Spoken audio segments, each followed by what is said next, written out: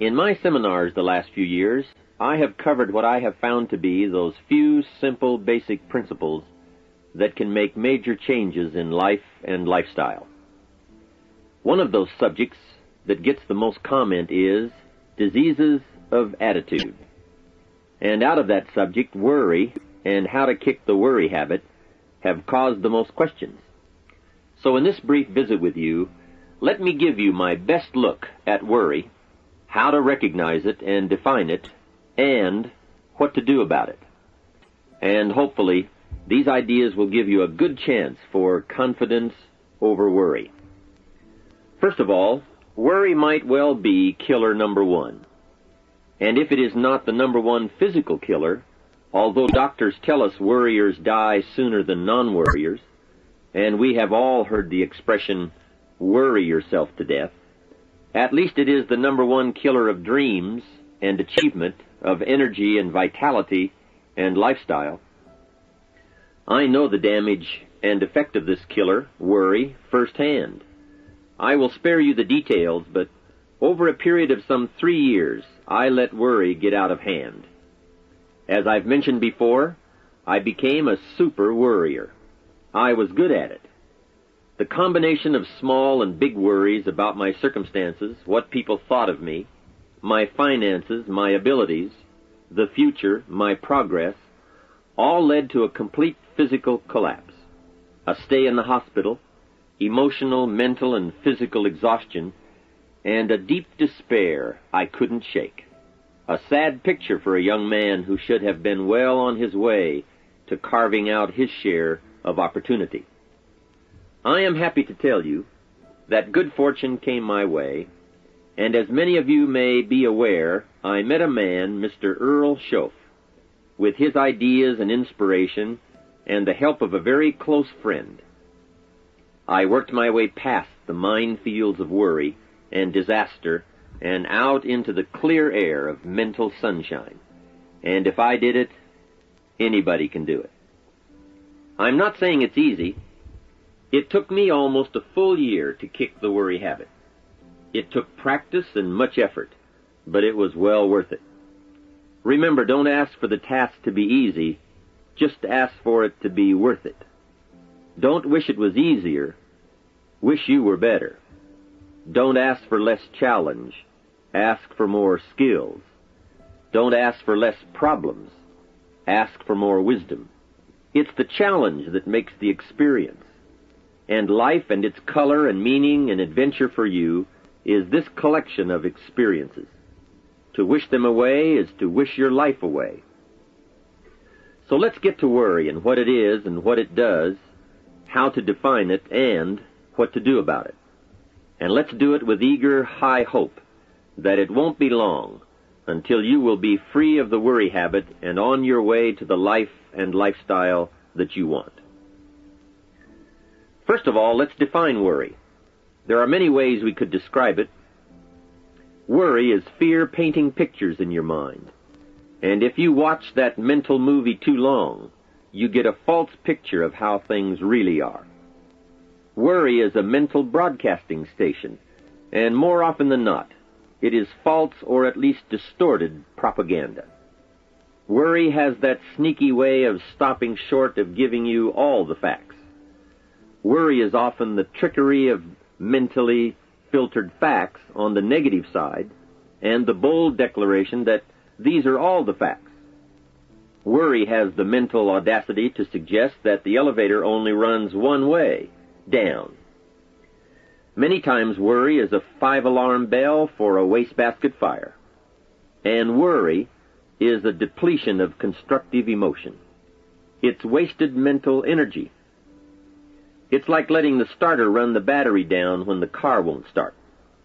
And worry is most often a lack of all the facts, a lack of full understanding, a lack of total information, and an unpreparedness of ability, knowledge, talent, courage, faith, and all the other virtues. That should give us a better definition of worry, and remember, left unchecked, it can become like a mad dog loose in the house, and the sorrow and pain and regret is too large a price to pay not to do something about it, and to do it now. You see, if you contemplated the total sum of human suffering long enough, it would drive you mad. You must understand how life is. Human suffering, man's inhumanity to man, war, disease, poverty. But it must be in what I call its rightful ratio of your mental and emotional time. So much for what worry is. The next question is, what can I do about it? What is the first step? My best advice on this is to first recognize worry for what it is, admit what it does, and then decide you now want to be free. It first starts with decision on your part. And may I add, well, you should decide. Why let worry continue to take money out of your pocket and bank account? Why let worry any longer keep you from becoming all you can be? Why let it rob you of better friendships, better business, better profits, better results, better communication, better family relations? Why impose your worry on others any longer? It's a burden you can get rid of and a monkey you can get off your back.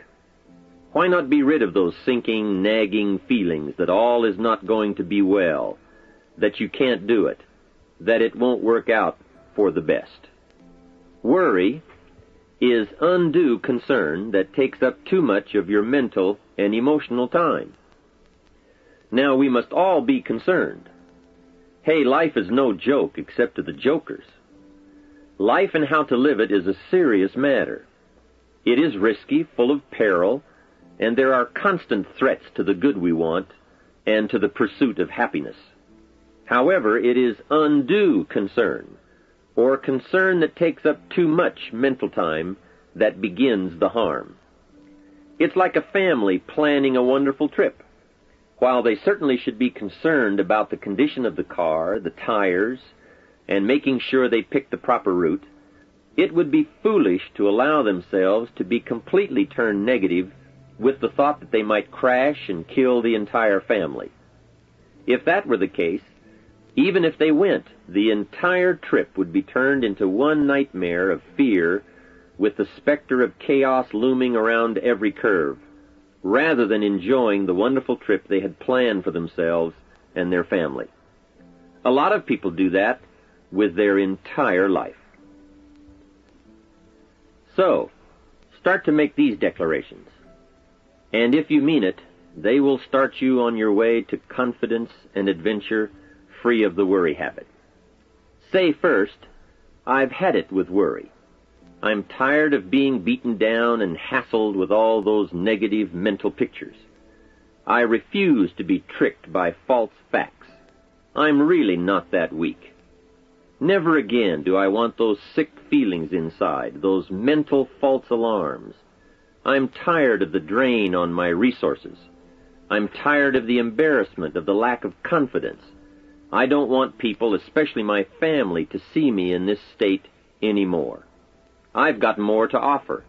I refuse to let my life be short-circuited any longer by letting my mind run wild with a distorted view of the facts, whether I bring it up or if it comes from someone else. Prove it to yourself. Think back over all the things that you worried about, all the fantastic, catastrophic events that your well-meaning advisors had told you were going to happen. Be pleased that none of them ever happened to you, or else you would not be alive today. 90% of the things you worry about never happen anyway.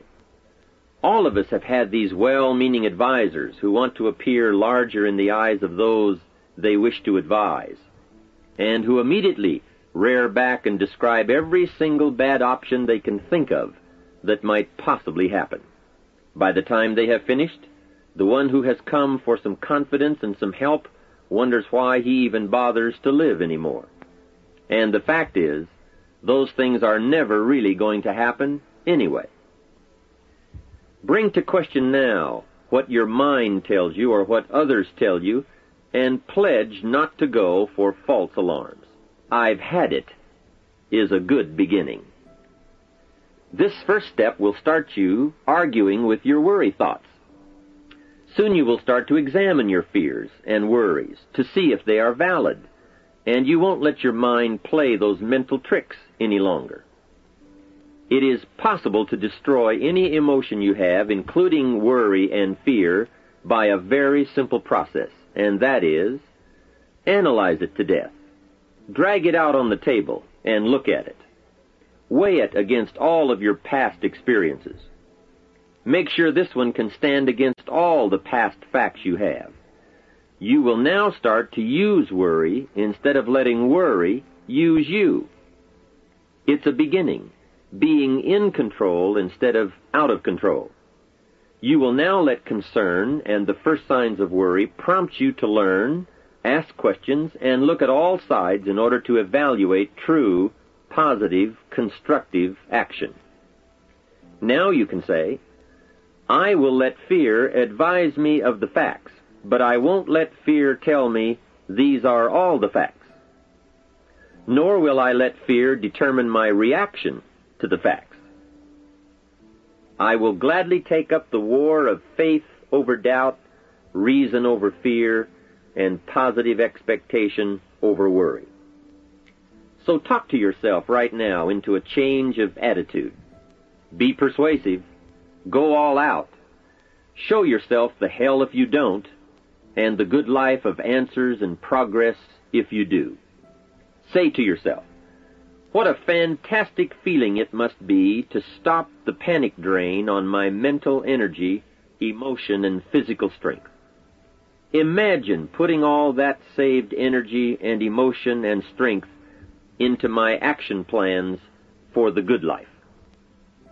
Hey, accept the challenge.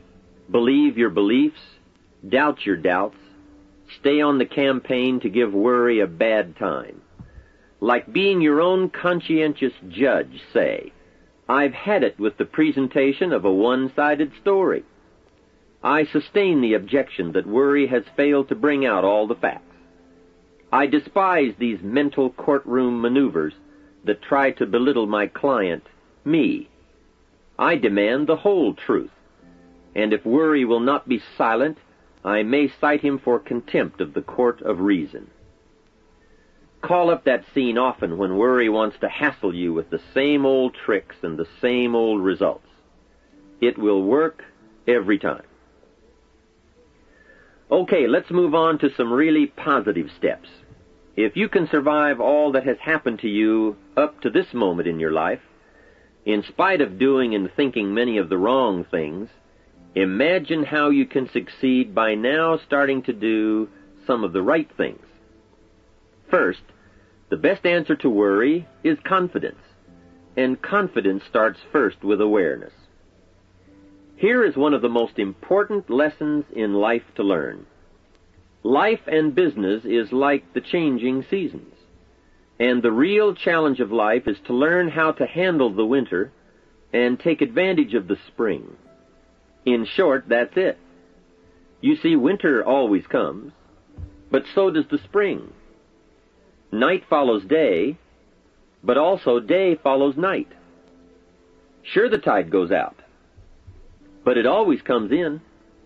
Opportunity follows difficulty as surely as difficulty follows opportunity. I have written and recorded much on how to take advantage of the spring, how to cash in on life's opportunities, work hard all summer, learn more ways to plant and protect what you invest, and to reap in the fall without complaint, knowing it's your harvest and you've reaped what you've sown. For this subject, however, let's talk about how to handle the winters, those times when worry, like winter, takes its heavy toll. So, we tell it like it is. Winter always comes. So does the night. Some happenings in our life will always be a cause for concern, and sometimes concern turns to worry, and worry turns to fear. But remember, that is to be expected. Each day, each event, each season brings both expected and unexpected challenges that we must think about and make decisions on. Life is like a stream that flows continuously. The better we understand that, the better chance we have to produce good results out of all of our challenges. May I suggest something to you? I have a friend who is an avid skier. You know something? He can only ski in the wintertime. You can only hunt the elk when the snow falls in the high mountains and drives them down. That's called wintertime. You see, it's all right if it's 12 below. Just be prepared for the winter. And here is a good thought. A full, well-developed human being will find a way to take advantage of the winter, not just handle it. The big challenge is to make something out of each opportunity. Now, if winters are always going to occur in our life, shouldn't we benefit from them too? Come the next winter, you could be on the inside looking out, seated by a warm fire, the company of a good friend, and those unique feelings of security in spite of the circumstances or the season. Begin to know now that the night will pass, and as you learn to grow and progress, you will better understand how to handle every night and better live every day. Here's some of the best advice I have on worry. First, don't be afraid to face the facts of life. It is not negative to understand that the winters always come. Don't be faked out. Don't clip the word impossible out of the dictionary. Sure, the Bible says all things are possible, but I don't really understand all that means. My daughters ask me, have you ever tried putting toothpaste back in the tube? Don't say I don't want to hear the problem. I don't want to see the difficulty. Don't show me the weeds. Don't say anything negative. Only see the positive. That's foolish.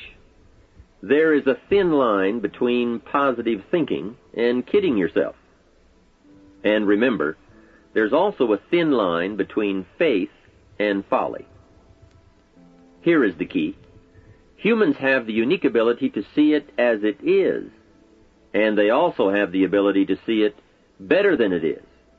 One is called fact, the other is called faith. Faith you develop, facts you acquire. The facts you acquire are essential. It's like belief. You constantly must find facts to support your belief. Faith says, I will move mountains. It doesn't say, I will move mountains if someone gives me a bulldozer. I'll move a mountain if they will build me a road up there, if the weather's nice, if they give me a shovel. Faith just says, I will move mountains. Faith doesn't ask for a result to prove its existence. Faith is because it is. And remember, people die for faith. And some people give up everything they own, their life, for faith. Many years ago, over in Vietnam, a Buddhist monk did a very clever thing. He did the ultimate in political dissent. He burned himself to death. That toppled the government. That was faith. Totality begets totality. Here is a good prayer. Help me to see it as it is, and help me to see it better than it is, and then inspire me to act. Facts and faith and action. What a combination for personal progress. And action puts fear to flight. An Old Testament phrase says, watch the ants, you sluggard. Consider their ways and be wise. Not a bad suggestion. The study of ants. What do they do in the summer to prepare for the winter? That's a lesson in life and survival. Happiness, wealth, peace, security, success, safety, friendship, reward, results, and all human achievement comes from a growing ability to understand and handle the changing seasons. And so we come right back to the theme of our entire enterprise, self-development. Learn to work harder on yourself than anything else. The key to all success in economics or mental health is self-development.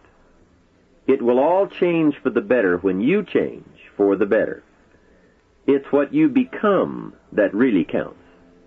And you are the only variable. So a good statement is, you can't be all positive. You can't be all confident. You can't be all faith. But confidence and faith and courage and inspiration can dominate worry and fear. Physical and emotional forces are always at work, and something will win and conquer. Make sure you give yourself the best chance to get mental and emotional domination over all of your challenges. And here is one of the master keys to the good life: developing the intelligence and accepting the challenge of putting all of your emotional experience into their rightful ratio. Beginning this progress can bring about the most dramatic changes. You see, disappointment is like winter. It always comes. It is foolish to say, don't be disappointed. But you must learn to discipline your disappointment. If it dominates 51% of your time, you're in trouble. Continued heavy disappointment is like 12 months of winter, and 12 months of winter leaves very little alive. Use the guidelines of seasons to adjust to all the meaningful things that happen to you. So concern, fear, and disappointment, like many human emotions, serve a useful purpose as long as they are kept in their rightful ratio. Left unattended, the weeds take over. Disappointment rules. Worry breaks loose. Fear gets the upper hand, and doubt moves in. But managed, worked, given human action with will and knowledge and purpose, and gardens overcome weeds. Faith overcomes doubt, and confidence pushes worry into a small place. The second major key to mastering worry is to respond. Build up inside of you that heavy desire to be free, to get on with building your life and lifestyle. Too much is waiting to delay. Take a new look at your opportunities. Figure out new ways to seize them immediately and make them work for you. And here is a key. Bring a new dedication that you will master yourself with enough discipline to be more than qualified to do the present job and prepare yourself for the next move up. Expose yourself to every stimulation possible that will put all this in perspective.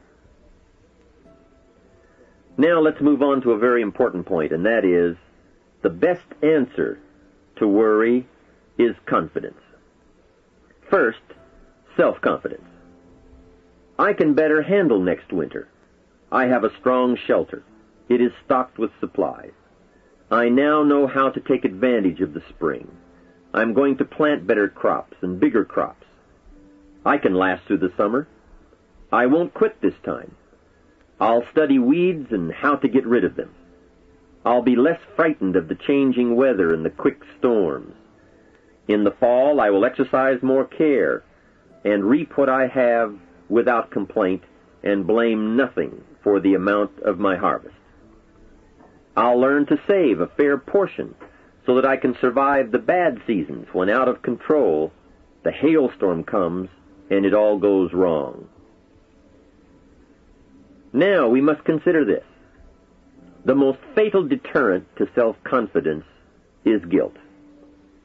Not doing all you know how to do to the full extent of your present ability weakens the foundation for confidence.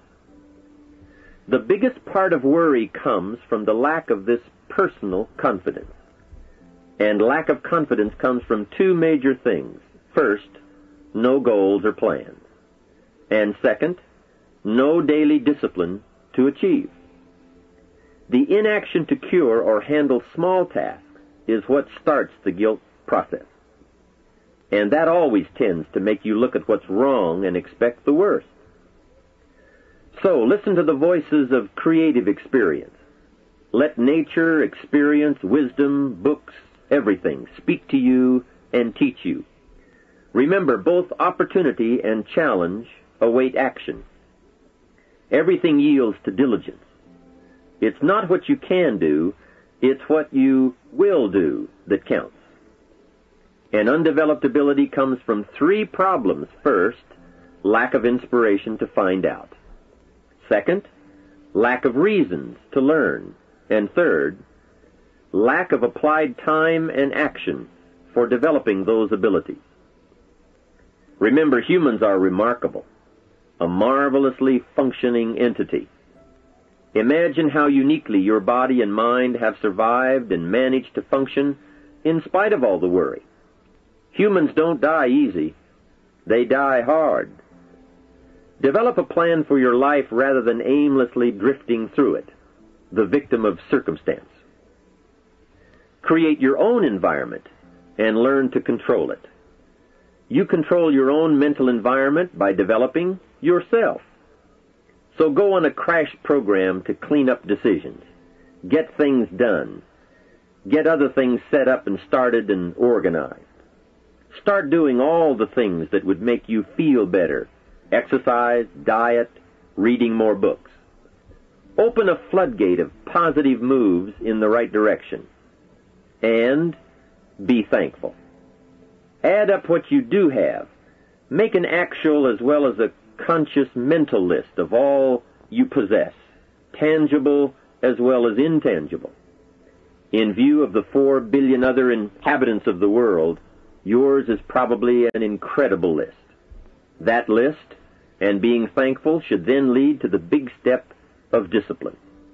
The discipline to sit up and listen, the discipline to pay attention, the discipline to give people and kids the gift of your attention, the discipline to be alert, take care of yourself, rest, eat properly, the discipline to talk well and practice good manners. Courtesy is contagious. Take one day and see what a variety of positive steps you can take and projects you can take on. At the end of the day, go over it. Write out the positive steps, the progress on projects, the rest, the exercise, the meals, the hobbies, calls, records, conversations, and letters. And speaking of calls and letters, write at least one encouraging letter or thank you note, and make at least one encouraging phone call or thank you call every week. Then have a friend help you, as one helped me, to get all the facts and prepare for action. From such a friendship, the greatest gift you can draw is the truth. To one of my dearest friends I said just the other day, as my friend, do me the one best thing you can do for me, and that is, tell me the truth. From there I can grow. I can start making wise decisions. We all admire poise, confidence, awareness, courtesy, good manners, courage, health, kindness, attention, beauty, speech, expression, and unhurried intensity, and talent at work. This can be your life. Say with me today, today I will draw on all I've learned and practiced, from curiosity to confidence, and I will utilize it all to meet the experiences and challenges that may come my way or that I may seek out. And if all I know and do does not meet or match some unforeseen challenge or experience, I will keep careful notes and take them to my private conference table and try to figure them out and learn and grow. Mixed in my curiosity is thanks that I'm alive and able to see and feel and learn and handle and enjoy being human and being alive, and having been given a chance to turn challenge into experience. How great to have a mind to expand and a soul to nourish, to have hands that can feel, a heart that can experience, a mind that can inquire and learn, a soul that can soar, a body that can respond, to know love, sadness, hope, disappointment, accomplishment, failure, thrills, terror, appreciation, bafflement, wonder, awe, frustration, misery, confidence, courage, contentment, impatience, expectation, apprehension, fulfillment, music, sound, pictures, art, beauty, and harmony. To have all this happen to one is one thing. To know it is all happening is much more. I wish for you that you might develop a growing awareness of the world around you and your possibilities in it. Develop a sense of history and destiny, and be grateful for the opportunity that you have to participate in that grand endeavor. To sum it all up, first understand what worry is. You now know that it can be beneficial and destructive, depending on your awareness. Next, resolve to be free of the habit. That job is up to you, to work on yourself, to get the right attitude. Next, start the daily action of first cleaning up all your current situations. Remember, little achievements lead to confidence that conquers guilt. Then buy up every challenge to reach your goal. You can now handle it, the winter, the spring, the harvest. Bring a new zeal to every problem, to every fear, to every opportunity. The inspiration from it all, and the immediate and future progress that will someday give you a view from the top of your goals, your adventure, and your achievements. In conclusion, let me give you one piece of poetry that sums up what a life of adventure should be like, and how you should feel. You are now a seasoned warrior. You bear the scars of honorable battle. And here is where you stand today. The familiar words of William Henley